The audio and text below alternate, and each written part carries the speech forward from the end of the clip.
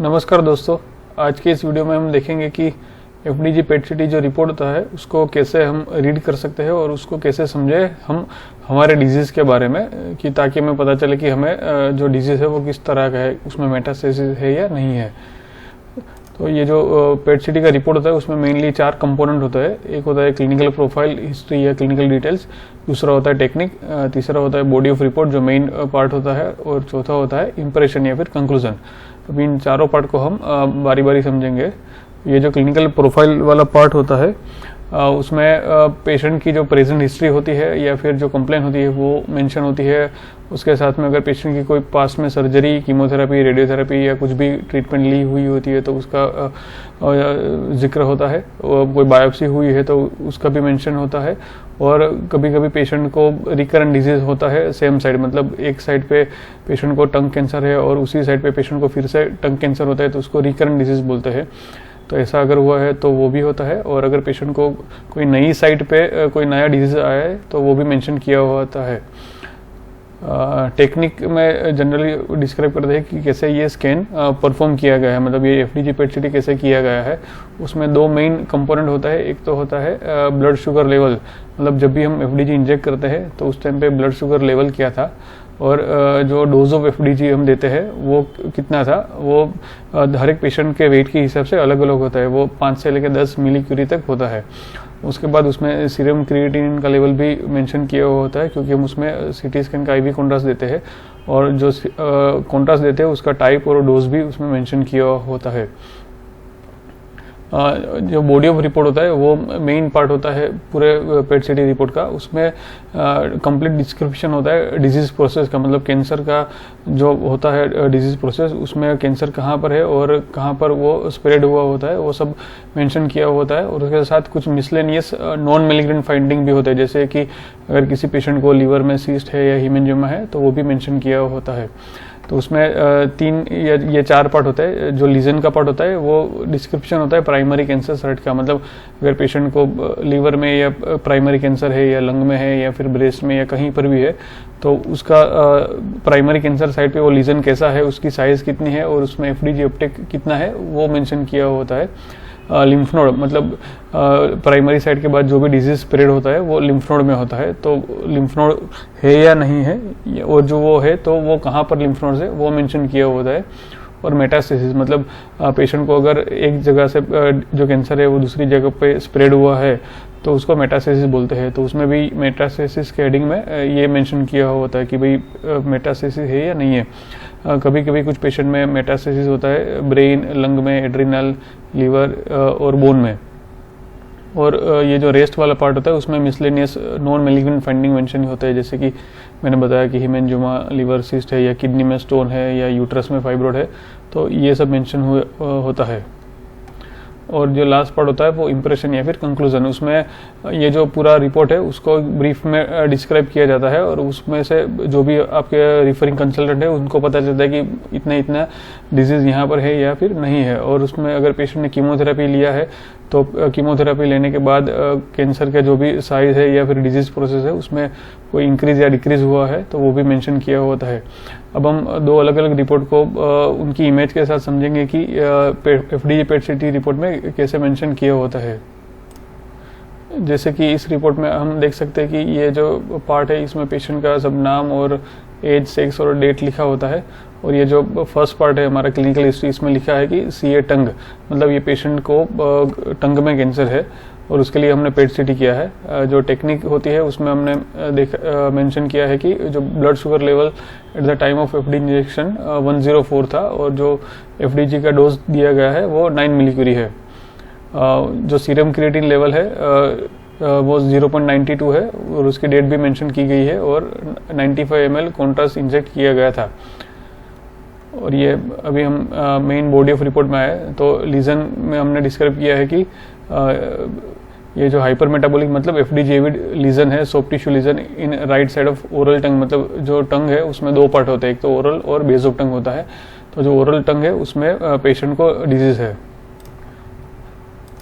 ये उसी पेशेंट का एफडीजी का स्कैन है, उसमें हम देख सकते हैं कि ये राइट साइड वाला पार्ट है, ये एफडीजी एविड लीजन आ रहा है और ये टंग है। और इसमें राइट साइड में ये लीजन आ रहा है, तो ये FD-JB lesion right side of oral tongue में है। और रिपोर्ट में उसके साथ में ये जो लीजन होता है वो कहाँ कहाँ पर एक्सटेंड हुआ होता है, वहाँ पर कौन सा मसल को इन्वॉल्व किया है, ये सब भी मेंशन किया होता है। अब रिपोर्ट में हम दूसरे पार्ट में देखेंगे तो उसमें लिम्फ नोड के बारे में लिखा होता है। तो ये लिम्फ नोड के बारे में हम देखें तो ये जो अपटेक वाला पार्ट है ये right side cervical lymph node है, तो इसके बारे में अभी हम रिपोर्ट में पढ़ेंगे। तो जैसे कि इधर हम देख सकते हैं कि hyper metabolic heterogeneous enhancing necrotic nodal mass is seen at right cervical level 2। इसमें उसकी साइज भी लिखी है और इसमें अपटेक कितना है ये भी लिखा है, ये SUV मैक्स लिखा गया है। तो उसका मतलब ये हुआ कि जो लिम्फ नोड है वो ये राइट लेवल 2 में है और उसकी ये साइज और ये अपटेक है। दूसरे कुछ लिखा है कि FDG non Avid few small nodes right cervical level 1B और 3 में लिम्फ नोड्स है जिसमें कोई अपटेक नहीं आ रहा है।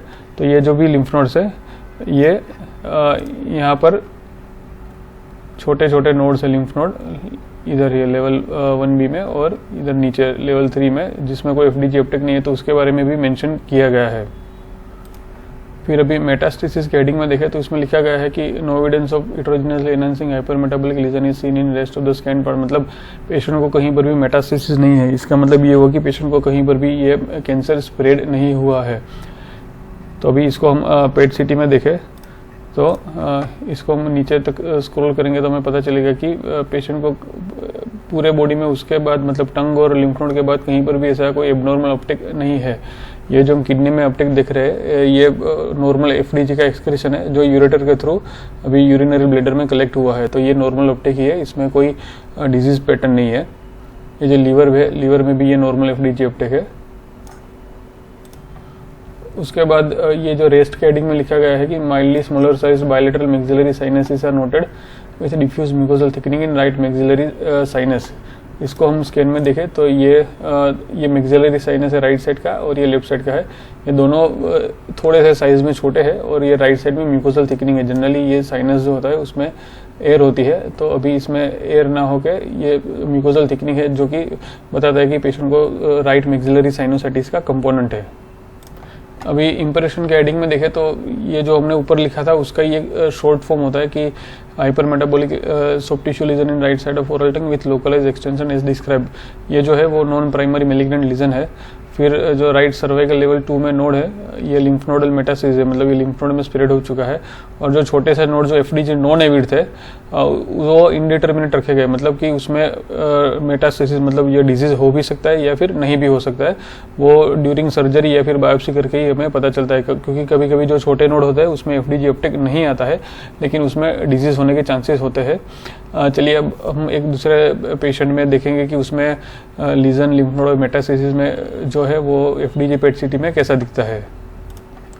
दूसरे पेशेंट में अगर हम देखें तो इसमें ये जो पेशेंट है उनको लंग कैंसर है और उसमें बायोप्सी में एडिनोकार्सिनोमा आया है। 2 तरह के कैंसर हो सकते हैं लंग में, एक तो एडिनोकार्सिनोमा होता है, एक स्क्वेमस सेल कार्सिनोमा होता है, दूसरे कुछ जो भी अनकॉमन वेराइटी है वो भी होती है।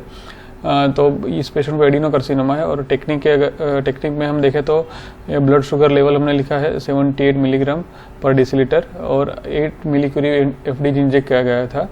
और इसमें सीरम क्रिएटिन लेवल भी मेंशन किया गया है और 90 ml non ionic contrast inject किया था, वो भी मेंशन किया हुआ है। ये सब आपको हाईलाइट हो इसलिए इसको कलर से बनाया गया है।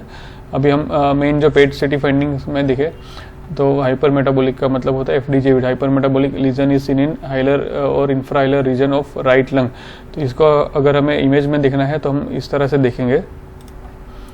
ये पेशेंट के राइट साइड में ये पूरा का पूरा जितना हमें इधर ऑरेंज या फिर हमें डार्क रेड कलर का ये जो दिख रहा है ये राइट साइड का लंग में मेलिग्नेंसी के चेंजेस है और यहाँ पर उसकी वजह से जो दूसरा लंग का पार्ट है वो भी खराब हो चुका है, मतलब उसमें कोलैप्स कंसोलिडेशन है जो डिस्टल पार्ट है उसमें। और उसकी वजह से ये जो राइट साइड का हेमीथोरेक्स है, मतलब राइट साइड का जो थोरेसिक कैविटी है वो छोटी हो चुकी है लेफ्ट साइड के कंपेरिजन में। ये लेफ्ट साइड की थोरेसिक कैविटी है और ये राइट साइड की थोरेसिक कैविटी है वो कम हो चुकी है साइज में। तो ये राइट साइड का लंग का प्राइमरी लीजन है। इसमें FDG अपटेक भी जो होगा वो रिपोर्ट में मेंशन किया होगा और उसमें जो ये जो लीजन है वो वहाँ कहाँ पर स्प्रेड हुआ है, मतलब वो कहाँ लोकल एक्सटेंशन कैसा है वो भी उसमें रिपोर्ट में मेंशन किया होता है। अभी हम इसी पेशेंट में लिम्फ नोड के हेडिंग में देखें तो फ्यू हाइपर मेटाबॉलिक हेटेरोजेनसली एनहांसिंग ये जो मल्टीपल नोड है ये अलग अलग लोकेशन पे है, जैसे कि left supraclavicular, right axillary, phrenic, ये सब जो भी नोड में जो भी लिखा गया है लेवल का वो अलग अलग लेवल पे है। और उसमें से जो सबकरेनल नोड है उसकी साइज़ ये दी गई है और उसमें FDG अपटेक मेंशन किया गया है जो कि 13.7 है। अभी इसको हमें स्कैन में देखना है तो हम देखेंगे कि ये मल्टीपल नोड है, ये लेफ्ट साइड वाला सर्वाइकल नोड है, फिर ये राइट एक्सिलरी नोड है, फिर ये मल्टीपल ये पेरीवास्कुलर नोड है, फिर ये एपी विंडो का नोड है, फिर इसमें नीचे जाएंगे तो ये सबकरेनल नोड आ गया इधर, और इधर ये एब्डोमेन में रिट्रोकेवल नोड है, पेरायोटिक नोड, ये एओर्टोकेवल नोड है। तो इस तरह से पेशेंट को ये जो नोड है वो भी डिस्टली स्प्रेड हो चुके हैं, मतलब ये जो लिम्फ नोड है वो एब्डोमेन तक डिजीज वाले है, और इसमें ये लिम्फ नोडल मेटास्टेसिस कंसिडर करेंगे इसमें। अभी मेटास्टेसिस के हेडिंग में हम देखेंगे तो लिखा गया है कि multiple hypermetabolic lesions are seen involving both lobes of liver, और इसमें से जो सबसे बड़ा लीजन है उसकी साइज दी गई है। तो इसमें हम देखें तो ये जो भी लीजन आ रहा है ये FD जेविड लीजन है, ये सब लीजन FD जेविड है और ये लीवर में है। ये राइट लोब ऑफ लीवर है और ये लेफ्ट लोब ऑफ लीवर है। तो इसमें दोनों लोब में हमें FD जेविड लीजन आ रहा है, तो उसका मतलब ये हो कि पेशेंट को लीवर मेटास्टेसिस है। और अभी मेटास्टेसिस के दूसरे हेडिंग में देखें तो ये लिखा गया है कि मल्टीफोकल FD जेविड non avid lesions are seen involving multiple vertebrae, vertebra में, क्लेविकल में, फ्यू बायलेटरल रिब्स, स्टर्नम, ये सब जो अलग अलग बोन के नाम है उसमें FDG अपटेक है। और इसमें से दो जगह पे FDG जो सबसे ज़्यादा है उसका ACV बताया गया है, जैसे कि डी टेबल वर्टिब्रा में ACV मैक्स 10.2 है और सेक्रम में ACV 16.3 है।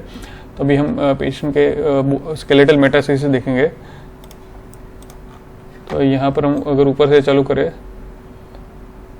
तो हमें पता चलेगा कि ये वर्टिब्रा में मेट्स है, ये स्टर्नम में मेट्स है, ये मल्टीपल वर्टिब्रा ये जो हमें दिख रही है उसमें मेट्स है। हम नीचे आएंगे, ये भी वर्टिब्रा में मेट्स है, ये वर्टिब्रा में मेट्स है, मल्टीपल वर्टिब्रा में मेट्स है, फिर ये सेक्रम में मेट्स है, और इसमें हम नीचे आएंगे तो ये राइट साइड एसिटाबुलम में भी मेट्स है। तो इस तरह से ये पेशेंट को मल्टीपल स्केलेटल मेटास्टेसिस मतलब बोन मेटास्टेसिस भी है। तो अभी इस पेशेंट की इम्प्रेशन अगर हम देखें तो ये हाइपरमेटाबॉलिक जो लीजन है हाइलर और infrahilar region of right lung में, तो नॉन प्राइमरी मैलिग्नेंट लीजन है। उसके बाद कुछ लीजन जो कोलैप्स लंग था उसमें भी थे, तो वो सैटेलाइट लीजन है। फिर ये जो लिम्फ नोड हमने लिखे ये सब अलग अलग लिम्फ नोड्स है, तो उसको लिम्फ नोडल मेटास्टेसिस कंसिडर करेंगे। फिर ये मल्टीपल लीवर लीजन थे तो उसको हिपेटिक मेटास्टेसिस बोलेंगे। फिर मल्टीपल ये जो स्केलेटल लीजन थे उसको स्केलेटल मेटास्टेसिस बोलेंगे।